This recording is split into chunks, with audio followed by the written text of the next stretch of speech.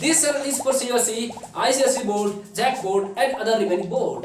This channel is not only for Nitish, this channel is for your loving brother Nitish Kumar.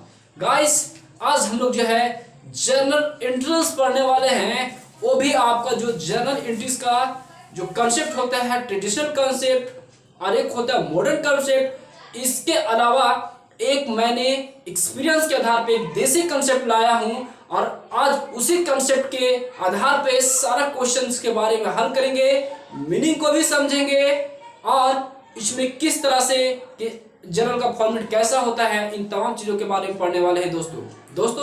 इस channel में ज्ञान के sector में mind को एक्सरसाइज करवाने के लिए एनसीसी क्लास करवाई जाती है, जिसमें एनसीसी का मतलब हुआ नीतीश कॉमर्स क्लासेस. चलते हैं दोस्तों, welcome to all of you Nitish commerce classes.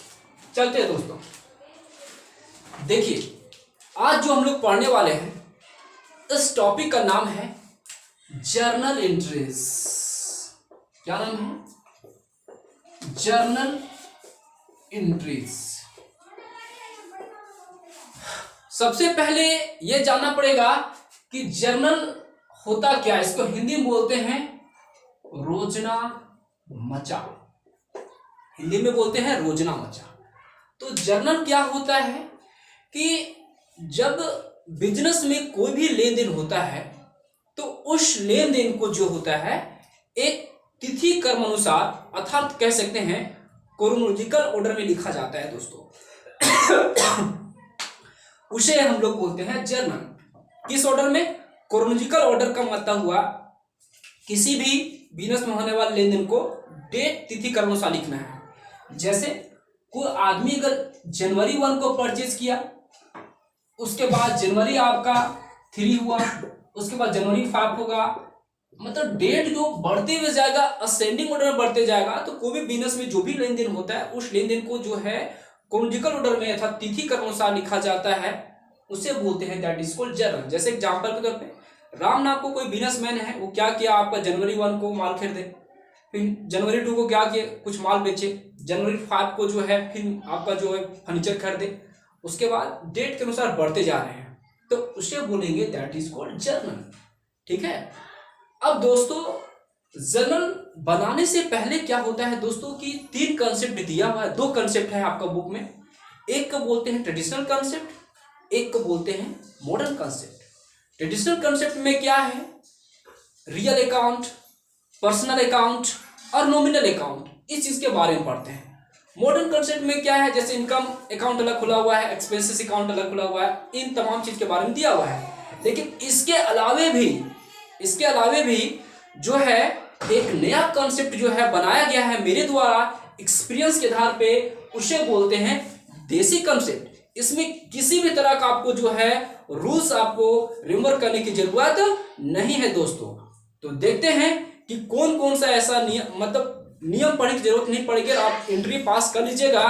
तो इन तमाम चीजों के बारे में पढ़ने वाले दोस्तों. सबसे पहले चलते हैं देसी कंसेप्ट के बारे में हम लोग डिस्कस करते हैं दोस्तों. देसी कंसेप्ट क्या होता है और कैसे एंट्री पास करते हैं दोस्तों. तो सबसे पहले आप क्या करेंगे कि जर्नल पास करने से पहले आपको जो है अपने आप को माना है बिजनेस. क्या माना है? बिजनेस. अपने आप को बिजनेस मानिए, पहला चीज. दूसरा चीज क्या है दोस्तों कि आप जो है फॉर्मेट बनाएं. तो सबसे पहले हम लोग सीख लेते हैं कि फॉर्मेट कैसा होता है दोस्तों. तो यहां पे देखिए जर्नल का फॉर्मेट हम लोग पहले बना लेते हैं. तो सबसे पहले लिखते हैं डेट.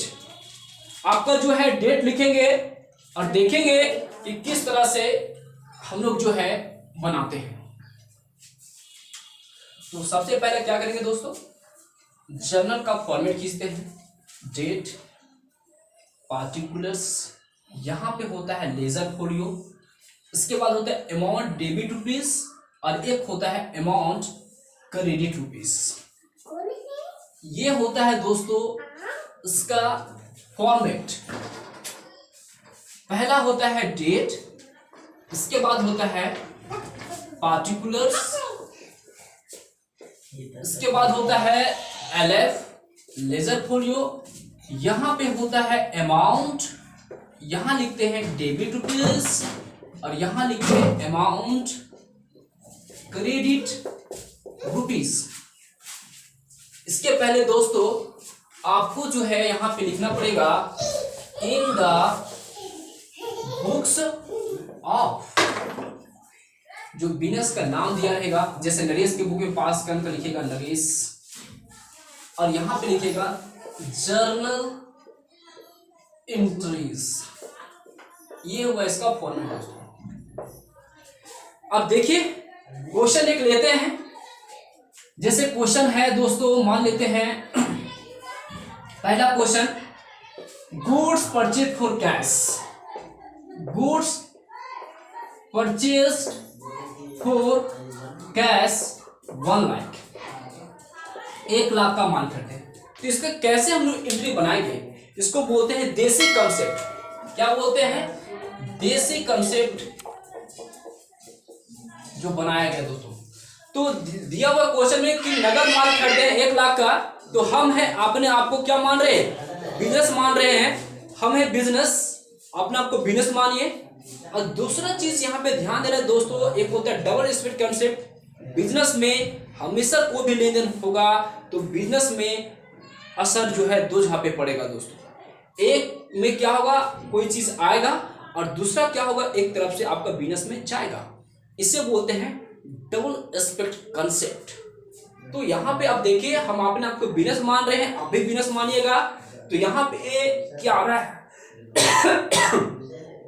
यहाँ पे आ रहा है आपका माल, और जा क्या रहा है दोस्तों? कैश। क्योंकि नगद माल खरीदे तो सोचिए कि माल आ रहा है, एक हाथ से माल आ रहा है, और बिजनेस के दूसरे तरीके से जो है आपका पैसा जा रहा है।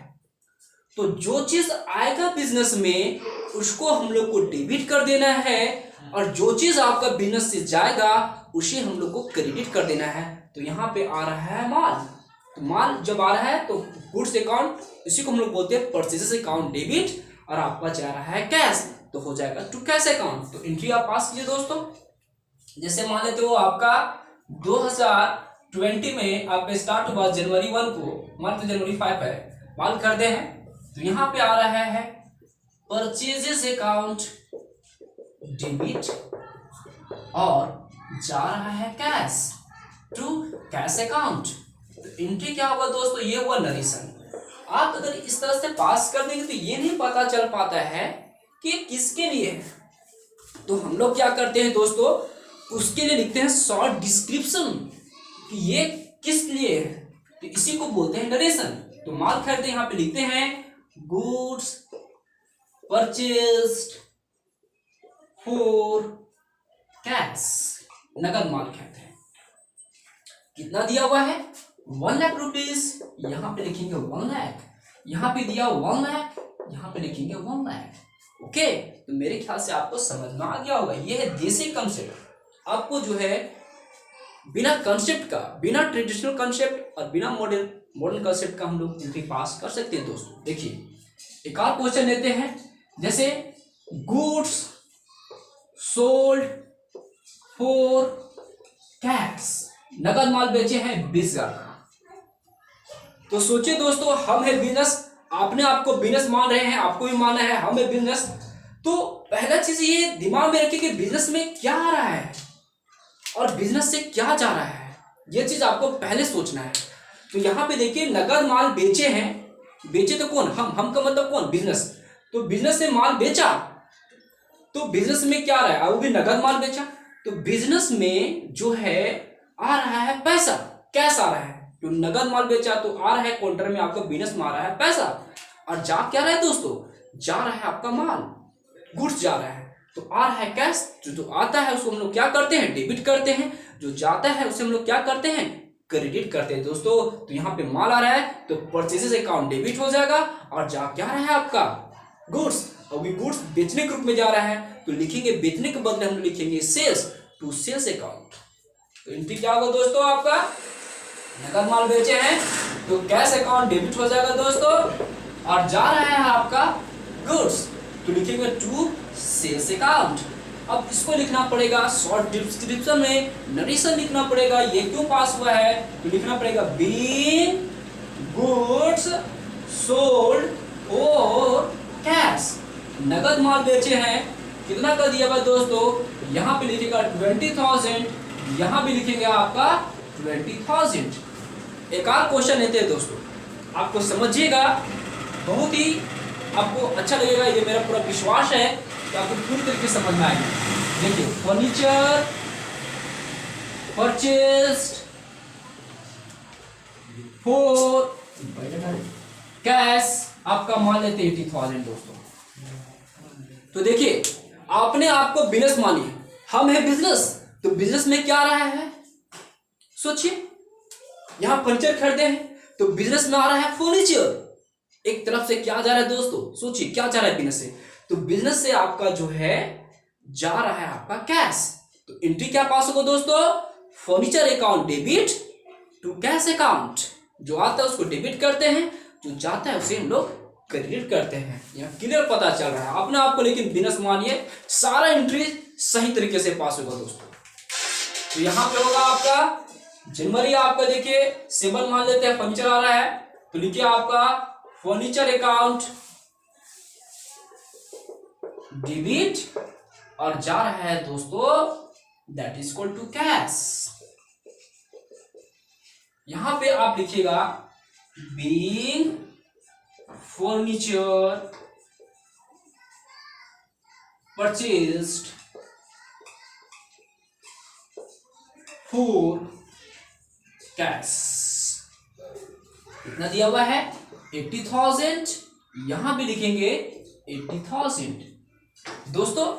ये था एंट्रीज। और दोस्तों अगर यहाँ पे गुड्स का मतलब क्या होता है, माल का मतलब क्या होता है, यहाँ पे फर्नीचर क्या है, एसेट है, लायबिलिटी है, क्या है, इन तमाम चीजों के बारे में मैंने वीडियो अपलोड कर चुका हूं, आप लोग प्ले लिस्ट में जाके देख लीजिएगा, अकाउंटिंग क्लास में जाके देख लीजिएगा दोस्तों, सारा वीडियो वहां पे अपलोड किया हुआ है दोस्तों। ठीक है दोस्तों, इस चैनल से जुड़े रहने के लिए हृदयपूर्वक धन्यवाद।